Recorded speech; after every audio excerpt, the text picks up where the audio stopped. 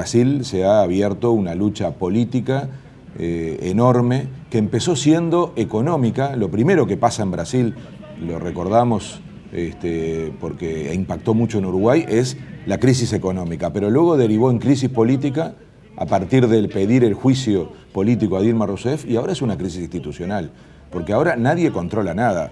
Se puede hablar de los partidos de oposición, pero el principal opositor de Dilma Rousseff que pedía el juicio va a ser juzgado ahora por tener cuentas en Suiza. O sea, estamos frente a un cuestionamiento del conjunto del sistema político.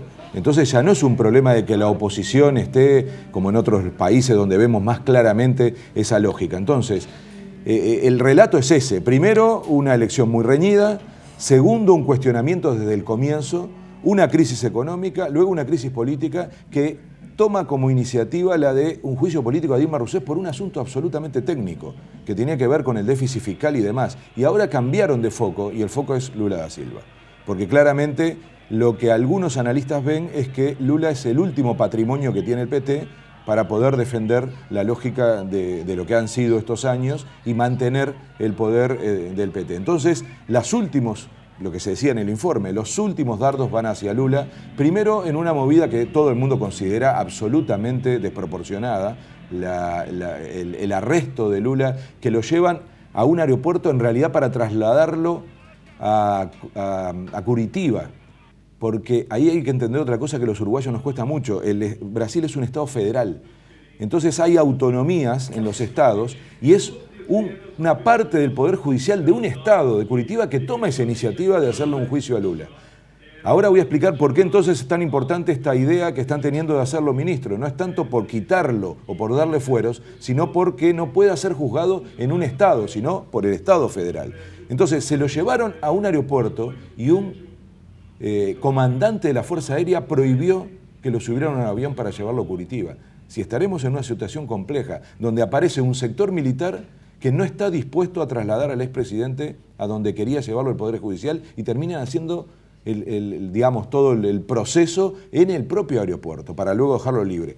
O sea, es una situación de enorme riesgo institucional, porque no está claro hoy en Brasil. ¿Cómo están las Fuerzas Armadas, no? Y las Fuerzas Armadas, bueno, este comportamiento fue muy particular, muy puntual de un comandante de la Fuerza Aérea, que además conoce a Lula de hace mucho tiempo. Entonces, lo que tenemos que darnos cuenta es que este proceso no tiene ninguna previsibilidad. Nadie hoy en Brasil puede decir qué va a pasar. Hasta hace poco parecía claro un juicio político a Dilma, luego eso quedó casi sin efecto, termina más cuestionado el que lo estaba incitando, que era el presidente del Congreso, que la propia presidenta, y ahora el foco es Lula da Silva, que si pasa a ser ministro, lo más importante no es que tenga fueros, que no los tiene.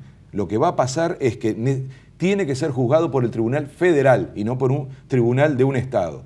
Si eso ocurre, además Lula toma la conducción política de Brasil. Esa es la realidad. Porque hay un cuestionamiento muy fuerte también a las políticas económicas que está llevando adelante Dilma por el lado del propio PT, del campo popular. Entonces, lo que hay hoy es una combinación muy compleja en Brasil de pérdida de gobernabilidad. Y Lula lo que puede resolver siendo ministro es tomar el control político de Brasil y sobre todo generar la idea de que pasan a la ofensiva. Eso es lo que hay que ver en los próximos días si ocurre, y por favor, es evidente que esto tiene una repercusión regional enorme, enorme. En Uruguay nos cuidamos muy negativo, nos cuidamos, bueno, primero económico, que ya está ocurriendo, y la inestabilidad de Brasil puede generar consecuencias muy graves en la región. Quiere decir entonces que todo indicaría que Lula se va a convertir en ministro del gabinete de Dilma Rousseff, que en esta misma semana, lo que decíamos al principio, el principal aliado, el PMDB, ha dicho, nos retiramos de la alianza, no vamos a aceptar cargos en el gabinete. Hay que ver entonces cómo evoluciona la situación, las movilizaciones ayer.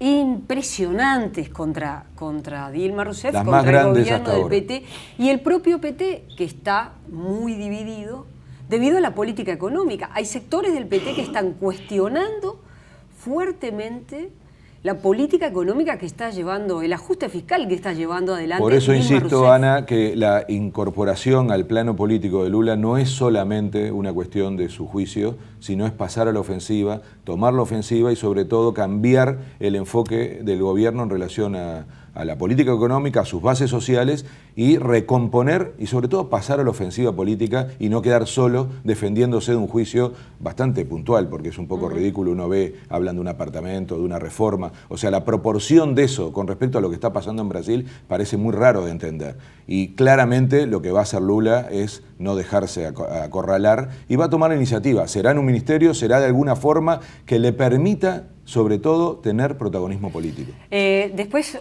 otro tema que es parte de este tema, por supuesto, y es si efectivamente hay corrupción y Lula es propietario de esos bienes que le atribuye los fiscales, este conjunto de fiscales brasileños, lo cual, si él está metido en la corrupción, se cae toda su teoría de que él no sabía, lo cual ya a esta altura parece por lo menos bastante sorprendente que él no supiera nada de todo esto.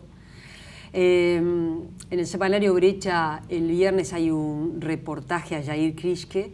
Jair Krischke es un militante social brasileño, defensor del movimiento de los derechos humanos. Ha estado en esta mesa de trabajo cuando ha venido porque es un hombre que ha investigado mucho todo el tema del Plan Cóndor y la participación de Brasil. Y es preocupante lo que él dice de Lula. Él sospecha de Lula. Por ejemplo, él no sospecha de Dilma, de que Dilma supiera y que estuviera involucrada en la corrupción. Pero efectivamente Krischke desconfía de Lula y eso es muy grave. Lo que tiene que ocurrir ahí es que la justicia actúe. Pero claro, no esta lógica de la justicia que tiene un protagonismo político que va detrás más de un objetivo que debe esclarecer la verdad. Yo creo que la clave ahí es que aparezca el Tribunal Federal, que sea una mirada sobre las instituciones y no desde una lógica de un Estado. Eso es lo que es evidente que se pretende desarmar, que no sea una operación política y que sea realmente una forma de investigar lo que realmente está ocurriendo. Y eso Dilma lo dice muy claramente. Ella ha habilitado como nunca una presidenta en Brasil una lógica de investigación profunda. Entonces, a mí me parece que ese es el gran problema, que sea creíble también la investigación. Y eso parece tener más sentido a escala federal que a escala estadual.